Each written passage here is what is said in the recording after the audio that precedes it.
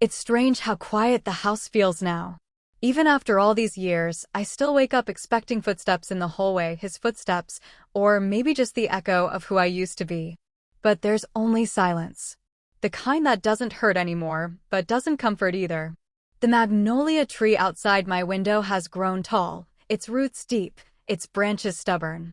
Every spring, it blooms early, as if it refuses to wait for the world to be ready for beauty. I like that about it. I think, in some small way, I planted a piece of myself there. It's been 9 years since the trial. 9 years since Robert's death. 9 years since I thought I buried my past. But peace has a way of tricking you. It settles over your life like dust, soft, invisible, until something moves it again. It started with a phone call. An unfamiliar number. I almost didn't answer. Maggie? A voice I hadn't heard in more than a decade. I froze. The air turned heavy. My fingers trembled so hard I nearly dropped the phone. Linda? There was silence. Then a shaky breath. I didn't think you'd pick up. I wanted to hang up. God, I wanted to. But curiosity is a cruel thing. It wears the mask of closure. What do you want? I asked, my voice flat, rehearsed. I'm sick, she said quietly. And there's something I need to tell you, before it's too late. Her words echoed long after I hung up. I told myself I wouldn't go, that I didn't owe her anything. But that night, as the wind scraped against the windows, I couldn't stop hearing her voice, thin, fragile, drenched in regret. The next morning, I found myself driving down the old highway, the one that led to the nursing home on the edge of town. When I walked in, she was sitting by the window, her hair silver and her body small, like someone had folded her into herself. For a second, I almost didn't recognize her. But her eyes, those sharp green eyes, hadn't changed. Maggie, she whispered, a small smile trembling on her lips. I didn't smile back. We sat in silence for a while. The kind of silence that remembers. I know you don't owe me your time, she said finally. But I need to tell you what really happened. Her hands shook as she reached into the drawer beside her bed and pulled out an old envelope, yellowed, edges curling. Robert didn't mean for it to go that way, she said, her voice trembling. It started as something small, but he was scared. He thought you'd leave him. I felt something twist inside me, anger, disbelief, exhaustion. He betrayed me, Linda. And you helped him. Tears welled in her eyes. I know. I did. I was weak. But he wasn't lying about everything. The room felt smaller with every word she spoke. I wanted to run, but my feet wouldn't move. There was another letter, she said. He wrote it for you, but it never got sent. She handed me the envelope. My name was written on it, the same familiar handwriting that had once made my heart flutter. I didn't open it there. I couldn't. When I left, the sky was gray and low, like the world was holding its breath. I sat in my car for a long time, staring at the envelope on the passenger seat. And then I opened it. Inside was one page. His handwriting shaky, almost unreadable. If you ever read this, Maggie, it means I never got the chance to make things right. I didn't want you to find the truth this way. But I couldn't protect you and tell you everything. Linda knows what I mean. That was it. No apology. No explanation. Just another riddle. For the first time in years, I felt the old bitterness crawl back. The kind that burns slow, like a coal buried under ash. Why did I come here? Why did I let her back in? But deep down, I knew why. Because closure isn't something you find. It's something that finds you, and it doesn't knock gently. I didn't sleep that night. The letter lay open on my kitchen table. The ink faded, but the weight of it fresh, heavy, poisonous. I made coffee after coffee as if caffeine could burn away memory. But the words kept echoing. Linda knows what I mean. By dawn, I knew what I had to do.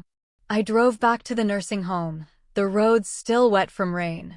The sun was hiding, as if even it didn't want to see what I was about to uncover. Linda was awake when I arrived. She looked worse, pale, hollow-eyed. Guilt has a way of eating people from the inside out. You came back, she whispered, surprised. Tell me everything, I said. No more half-truths. No more excuses. Her eyes filled with tears. He was scared, Maggie. Not of losing you, of what you might find out. About what? She hesitated, then looked away. The accident. It wasn't an accident. My heart went cold. The sound of the clock ticking in the corner suddenly felt deafening. What are you talking about? Linda took a long, shaking breath. Robert was being blackmailed. By someone he worked with. Money went missing from one of his company accounts, a lot of it. He didn't take it, but he covered for the person who did. They threatened to expose him, and he panicked.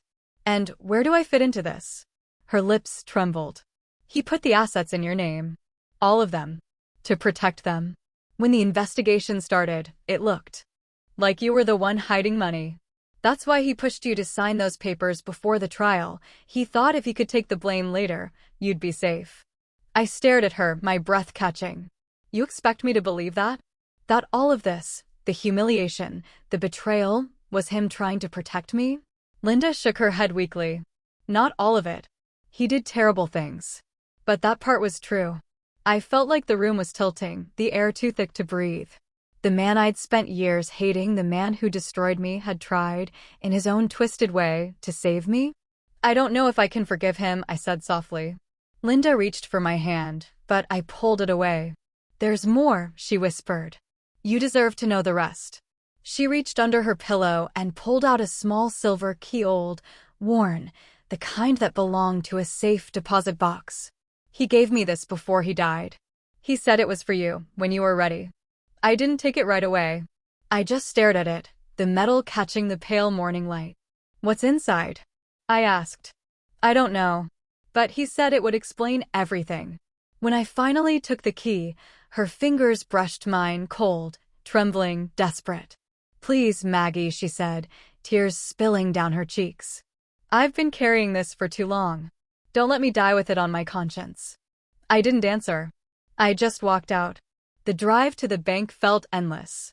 My mind was a storm, memories clashing with anger, regret, and something dangerously close to pity. At the vault, the clerk led me to a small private room and handed me a narrow metal box. My heart hammered in my chest as I turned the key. Inside were two things, a black USB drive and a photograph. The photo stopped my breath. It was me standing in our old backyard, holding a glass of wine, smiling at the camera. Robert was beside me, his arm around my shoulder.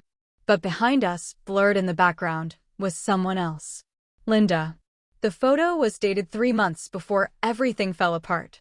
I stared at her face, her hand resting on Robert's arm, just barely visible, as if fate had tried to hide the truth in plain sight. I plugged the USB into my old laptop when I got home.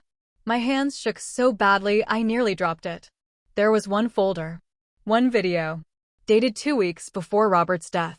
When it opened, I saw him older, tired, his eyes sunken and wet. If you're watching this, Maggie, he said, voice trembling, then I didn't make it. I've done things you can't forgive. I loved you, but I was weak. Linda helped me, not because she wanted to hurt you, but because she thought she was saving me. We both made choices we couldn't undo. But what happened that night? I swear it wasn't supposed to end that way. He looked off camera, his jaw shaking. Tell her I'm sorry, he whispered. Tell her I forgive her too. Then the video ended. I sat there, frozen, staring at the empty screen, the sound of the wind outside howling like a warning. That night, I couldn't stop crying. Not for him. Not for me. For her. For the woman who had once been my friend, who had loved and betrayed in the same breath. The next morning, I drove back to the nursing home. I couldn't stop thinking about the video, Robert's voice, shaky, broken, begging for understanding. I couldn't tell if I hated him less or hated him more. Linda was sitting by the window, staring at her hands like she had been waiting for me. I saw it, I said quietly, sitting across from her. The video. The photo. Everything. She didn't flinch. She just nodded. I trusted you, I whispered, my voice catching. I believed you. And all this time, you lied. I didn't lie, Maggie, she said. I only survived. I survived watching you suffer because I couldn't protect you any other way. I wanted to tell you everything, but I couldn't. Not then. Not when Robert was alive. Not when I thought telling you would destroy you. Her words fell between us like heavy stones. I wanted to throw them back at her. Wanted to scream, to cry, to vanish into the wind. But I didn't. I just sat there, shaking. You knew he was lying. You knew he was hurting me. And you were part of it, I said finally, every word a dagger. Yes, she whispered. And I regret it every day. Her confession was simple. Brutal. The kind of confession that doesn't ask for forgiveness. The kind that only asks you to witness the weight of truth. We sat in silence for hours, the gray light of the afternoon seeping through the blinds. I remembered the years I had spent building walls around my heart, constructing a life separate from theirs.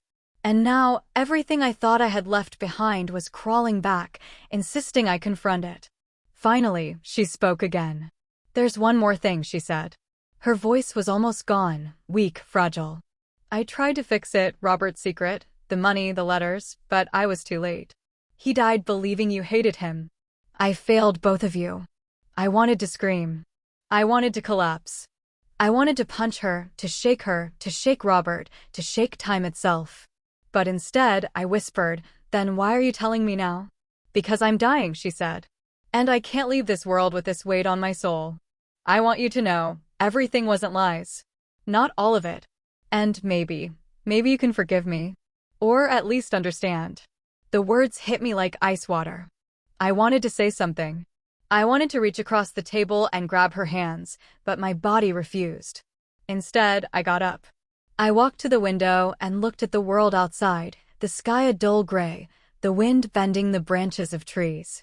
I thought about Robert, about the letters, about the trust fund, about every choice, every betrayal. And I realized something. Closure isn't a gift. It's a burden. And it doesn't come gently. You don't just forgive. You don't just forget. You survive it. I left the nursing home without a word. I didn't hug her. I didn't look back. That night, I poured myself a glass of wine and sat in the dark living room. The wind howled outside, echoing through the empty house. And for the first time in years, I let myself feel everything at once. The rage, the sorrow, the grief, and the faint, trembling trace of relief. I wasn't happy. I wasn't healed. I wasn't free. But I was alive. And that, I realized, was enough. The days after that visit were heavy. I couldn't eat. I couldn't sleep. I couldn't stop thinking about Linda's words, about Robert, the letters, the trust fund, the secret he had carried to his grave. And then I remembered the USB.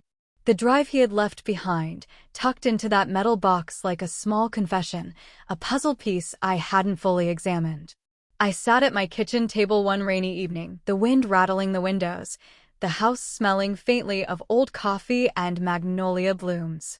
I plugged the drive back into my laptop. My fingers shook, but not with fear this time. With anticipation. The screen lit up and a folder appeared, the truth.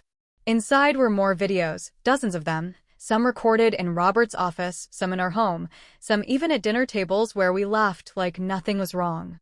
And each one revealed something I hadn't known. He had been keeping track of everything, every lie, every betrayal, every attempt to protect me. And in every clip, his guilt was written across his face like a scar.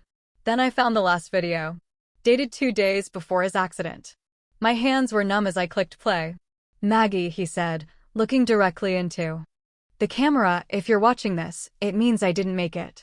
I tried to protect you. I tried to keep you safe from the consequences of my own failures.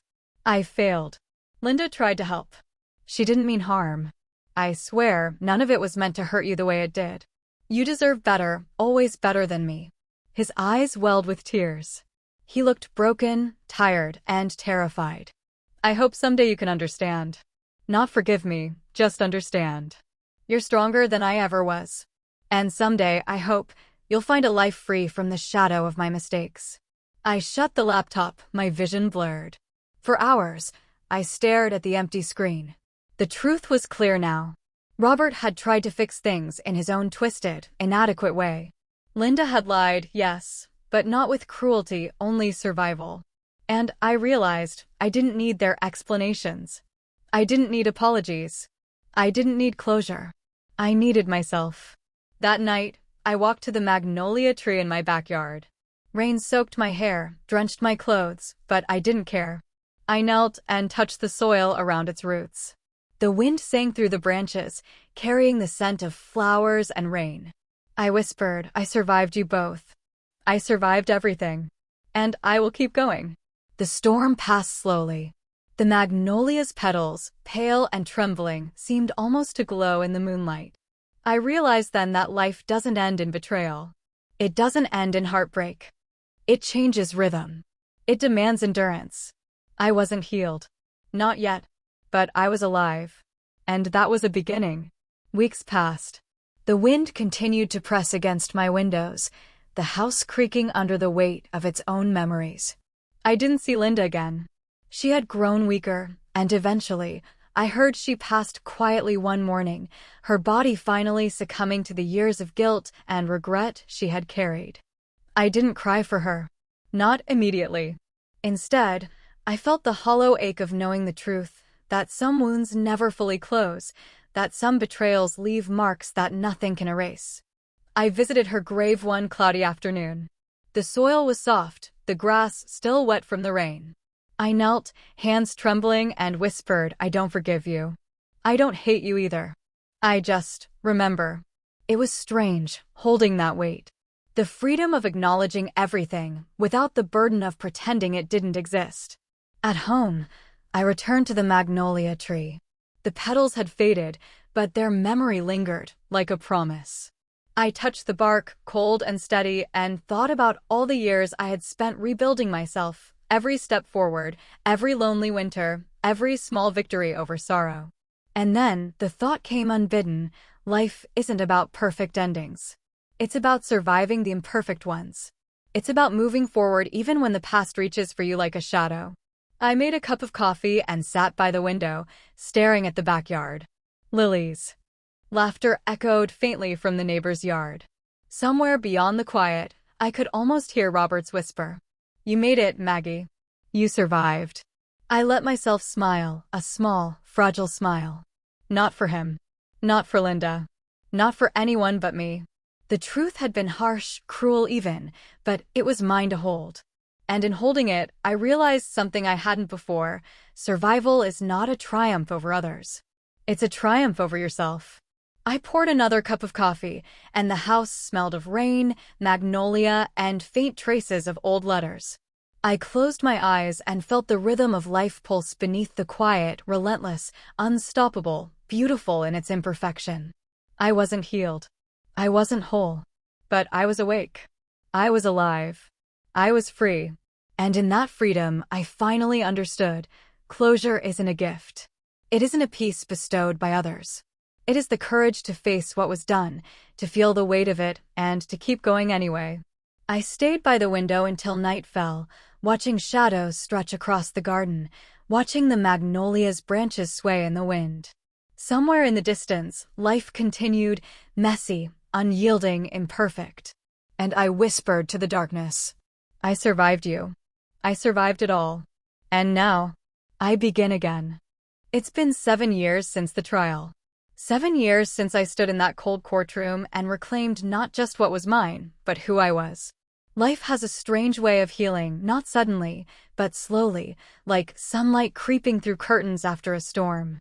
The bitterness doesn't vanish, it just changes shape. My house feels different now. The silence that once echoed like loneliness has softened into peace. The walls, once heavy with memories of him, now carry the scent of lavender and fresh paint. I replaced the gray curtains with light ones that dance in the morning wind. I even hung my own photographs, landscapes, oceans, places I had never visited when I was someone else's wife. Sometimes I still catch myself setting 2 cups of coffee instead of 1. Habit is a loyal ghost. Daniel visits often now. He brings his daughter, my granddaughter, Lily, a bright little thing with wild curls and a laugh that fills every corner of the room. The first time she called me Grandma, I cried quietly in the kitchen. Daniel didn't see it, but I think he knew. He's softer now, too. Life humbled him. His marriage fell apart 2 years ago. He came to me one night, soaked in rain, his voice trembling with the kind of sorrow I knew all too well. Now I understand, Mom, he said. And I just held him. No lecture. No revenge. Just love. But peace has a way of inviting the past back in whispers. One morning, as I sorted through the mail, there was a letter. No sender. Just my name in the old, familiar handwriting. Robert's handwriting. My heart stuttered. Inside was a single sheet of paper. Faded. Torn at the edge. If you're reading this, it means I failed to make things right in time. But know this, not everything you believed was a lie. No signature. Just the date, 2 weeks before his accident. I sat at the kitchen table, the morning light trembling across the wood. I read those words again and again, searching for meaning that refused to surface. That night, I couldn't sleep. The wind, outside pressed against the windows, and the house seemed to breathe with me. I thought about all the things I didn't know, the missing pieces, the moments between betrayal and truth. And for the first time in years, I wondered if I was ready to know everything. The next day, I visited Ruth. She's older now, her silver hair tied in a loose bun, her eyes still sharp as glass. When I showed her the letter, she studied it for a long time. "This isn't just guilt," she said. "It's a breadcrumb. He wanted you to find something." "Find what?" I asked. She smiled faintly. "Closure." We began digging again, not out of vengeance this time, but curiosity. We found that Robert had transferred a small account into a private trust fund 6 years before his death. Nothing illegal, just hidden. Inside that trust was a list of beneficiaries. Only one name, Maggie Smith. I didn't understand at first. Then the lawyer explained it was an insurance policy meant to activate after all debts and lawsuits were settled. The sum wasn't large, but it was symbolic. He had tried, in his own twisted way, to leave me something, perhaps not money, but confession. For a long time, I sat alone in my car, holding that folder on my lap. I didn't cry. I didn't forgive him either. I just felt free. Because for the first time, the past didn't hurt anymore. It just existed. That spring, I planted a new tree in the backyard, beside the crab-apple tree that had somehow survived every season of my life. A magnolia. Lily helped me shovel the dirt. "What's it for, Grandma?" she asked. I smiled. "For new beginnings." She nodded, serious and wise beyond her years. "Like when the bad stuff turns into flowers." I laughed softly. "Exactly." As the petals began to bloom weeks later, pale pink against the sky, I realized something: life doesn't end after loss. It just changes rhythm. Robert's lies, Linda's betrayal, Daniel's distance, they were chapters, not definitions. And now, as I sit by the window with a cup of coffee and the sound of wind chimes singing outside, I know who I am. Not a wife. Not a widow. Not a victim. A woman reborn. And somewhere beyond this quiet, I can almost hear a whisper. "You made it, Maggie." Would you like me to continue this story even further? Maybe showing what happens when Linda returns years later, or when Maggie meets someone new and learns to love again?